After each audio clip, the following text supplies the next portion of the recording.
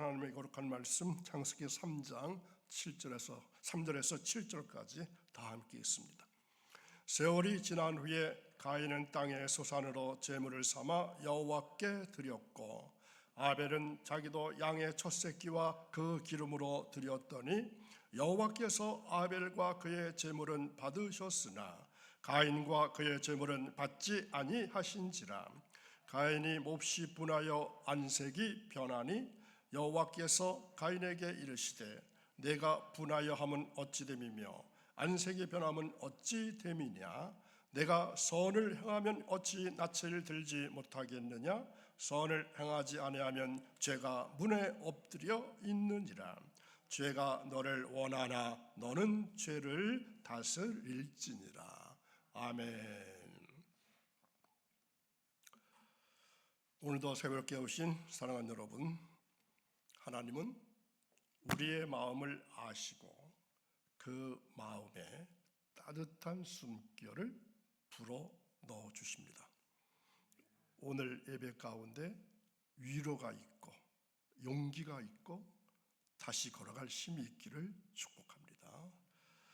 우리 안에 있는 깊은 이야기들을 하나님께서 조용히 꺼내어 주시고 그 위에 큰 은혜로 덮어주시기를 소망합니다. 아멘.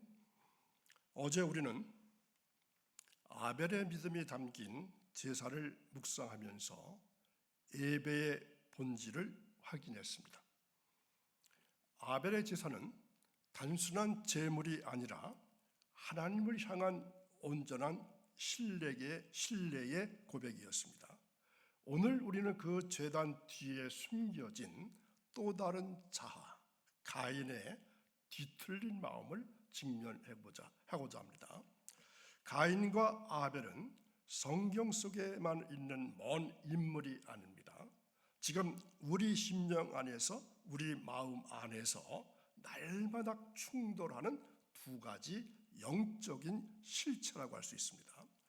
우리 안에는 여전히 가인과 또 아벨, 가인의 교만, 아벨의 순종이 공존하고 있음을 깨달합니다. 가인하면 교만, 아벨하면 순종입니다. 가인과 아벨의 제물은 달랐지만 사실 그 제물의 차이에는 마음에서 비롯된 것입니다. 하나님은 단순히 손에 들린 제물만이 아니라 그 제물을 드리는 사람의 마음을 보신다는 겁니다. 그래서 내 안에도 가인의 마음이 있습니다. 또 아벨의 마음이 함께 있다는 것을 성찰할 수 있어야 합니다. 오늘 우리가 함께 나눌 말씀은 우리 안에 있는 아주 오래된 이야기입니다. 누구나 마음속에 품고 있는 가인과 아벨의 이야기입니다. 내 안에 가인은 누굴까요? 시기와 분노입니다.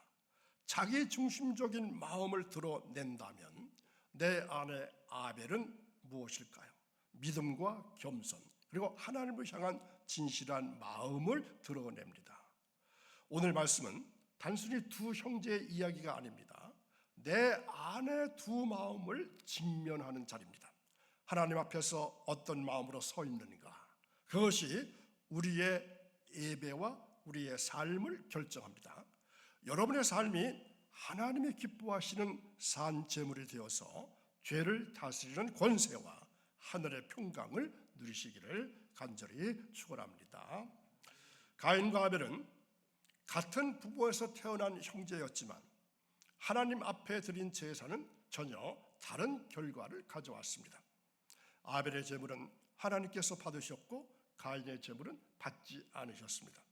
그러나 하나님은 단순히 제물의 모양이나 형식만을 보신 것이 아닙니다. 그 제물을 드리는 마음을 보신 겁니다. 결국 오늘 말씀은 제물보다 마음이라는 메시지를 강조하고 있습니다. 이 말씀은 단순히 두 형제의 이야기가 아니라 내 안에도 두 마음이 있다는 것을 보여줍니다. 하나님을 향한 믿음으로 드리고 싶은 아벨의 마음과 자기 중심과 시기, 형식에 머무는 가인의 마음이 함께 자리하고 있습니다. 예수 그리스도의 십자가는 우리의 가인 같은 마음을 깨트려버리고 아벨 같은 믿음을 세우기 위해 주어졌습니다. 그러므로 오늘 우리의 예배와 삶은 재물보다 마음을 새롭게 하는 자리가 되어야 합니다. 아벨은 믿음으로 제사를 드렸습니다. 그러나 가인은 형식으로 드렸습니다. 하나님은 재물의 겉모양뿐만 아니라 그 속에 담긴 마음을 보셨습니다.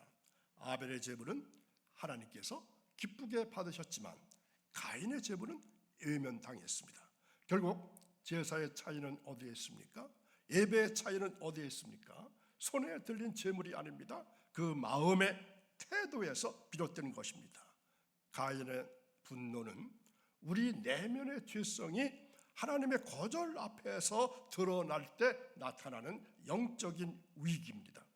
이 부패한 본성은 내 결단이 아닌 오직 참된 아벨로 오신 예수님의 보혈로만 다스릴 수가 있습니다. 오늘 새벽 내 안에 가인을 십자가에 못 박고 오직 주님만 바라보는 아벨의 심령이 회복되기를 간절히 소망합니다. 여러분의 삶이 하나님께서 기뻐하시는 제물이 되어서 죄를 이기는 권세와 평강을 누리시기를 간절히 축원합니다. 가인은 자기의 제사가 외면당하자 그 이유를 자신에게서 찾지 않았습니다. 하나님과 동생을 향한 격렬한 분노로 표출되었습니다. 외면당한 제사는 분노로 번졌다는 겁니다. 가인의 안색이 변하고 분해서 맹렬하게 타오른 것은 그의 내면이 이미 교만과 시기에 사로잡혀 있다는 것을 보여주는 증거가 됩니다. 우리는 가인의 분노를 통해서 죄가 우리 마음 문 앞에 어떻게 엎드려 있는지 경계해야 합니다.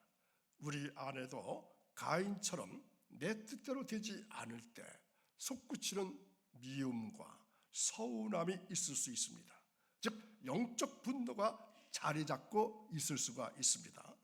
이 죄의 불씨는 내 의지가 아니라 오직 참된 아벨로 오셔서 분노를 사랑으로 승화시키신 예수 그리스도의 십자가 보혈로만 끄고 다스릴 수가 있습니다. 내 안에 가인 같은 미움과 혈기를 성령의 불로 태워버리고 십자가의 평강을 회복하시기를 소망합니다.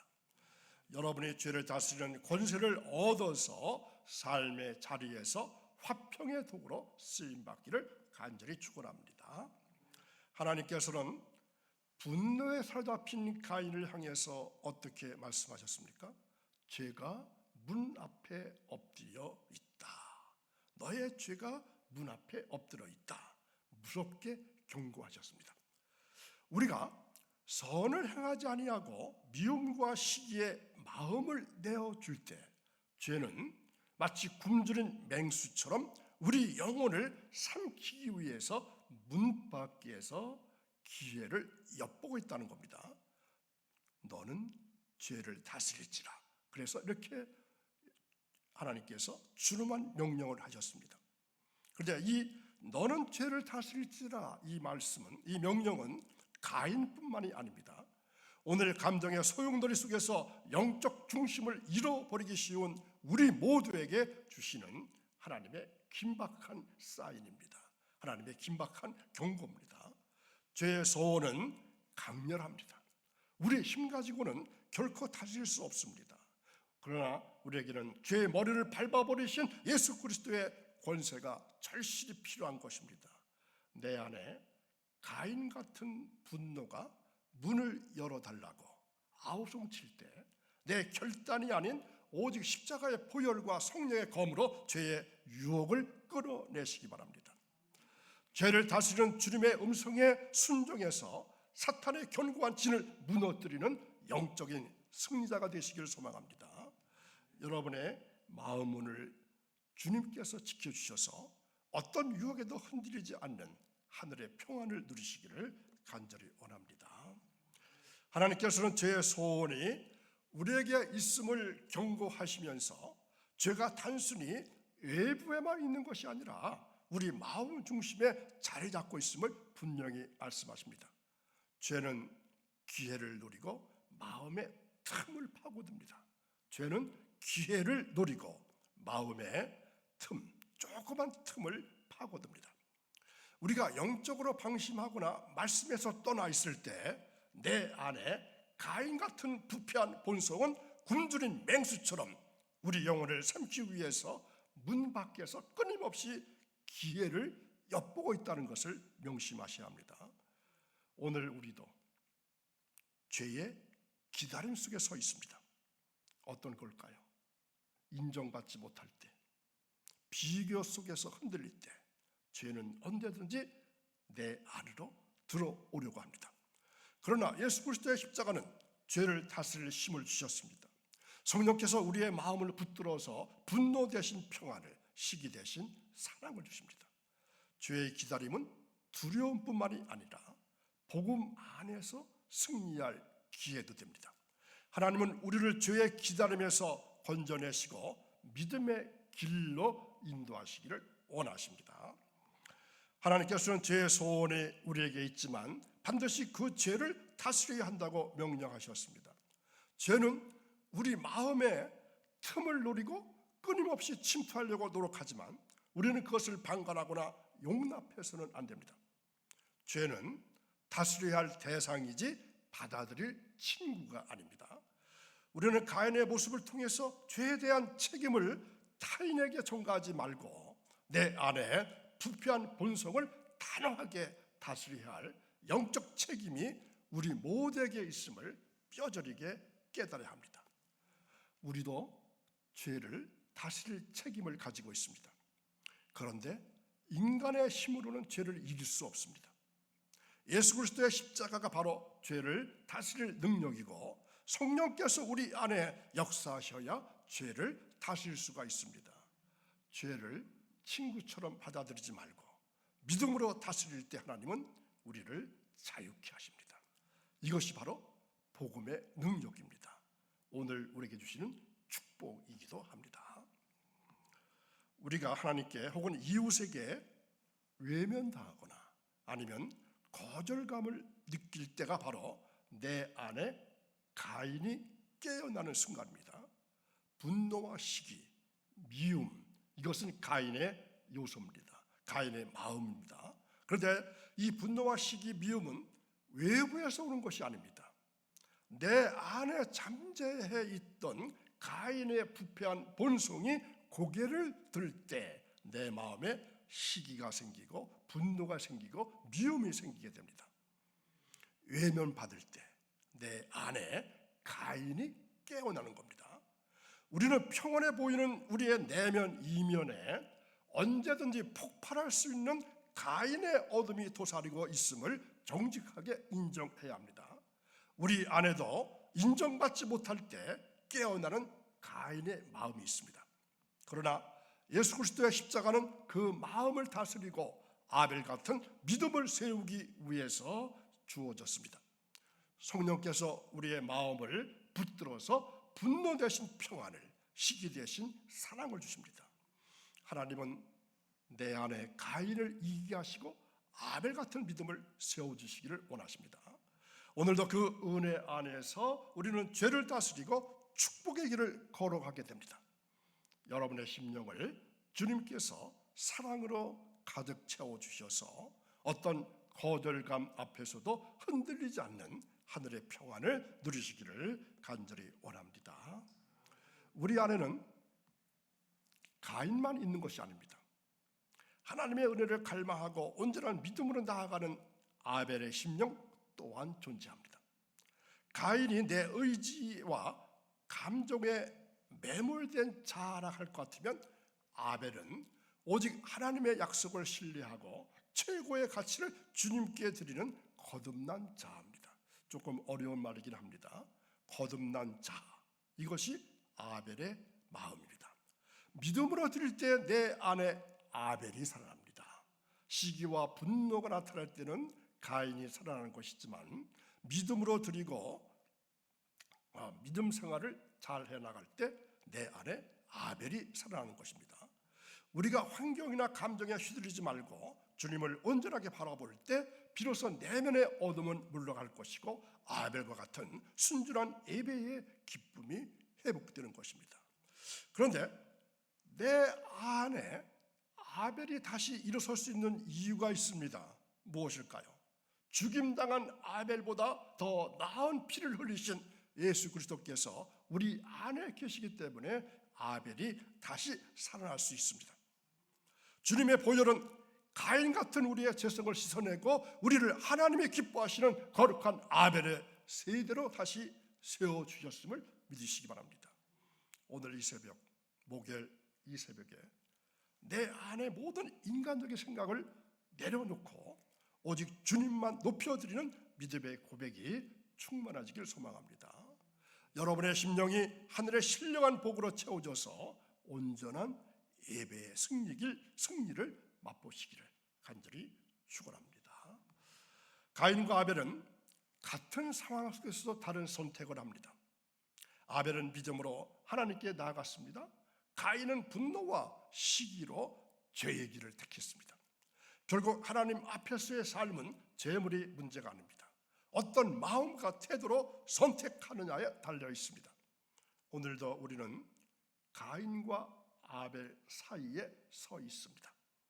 우리의 선택은 단순한 순간이 아니라 영원한 길을 결정합니다.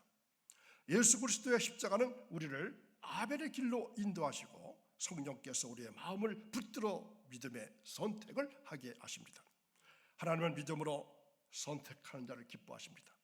그 길 위에 은혜와 축복을 더해 주십니다. 오늘도 내 안에 가인을 다스리십시오. 그리고 아벨을 세우는 선택을 하십시오. 우리의 삶은 하나님께서 받으시는 예배의 또 승리의 길이 될 것입니다. 하나님은 죄를 다스릴 힘을 우리에게 주셨습니다. 죄는 스스로 이길 수 없는 강력한 세력이긴 합니다. 그러나 하나님은 그 앞에서 무력한 우리를 그냥 두지 않으셨습니다.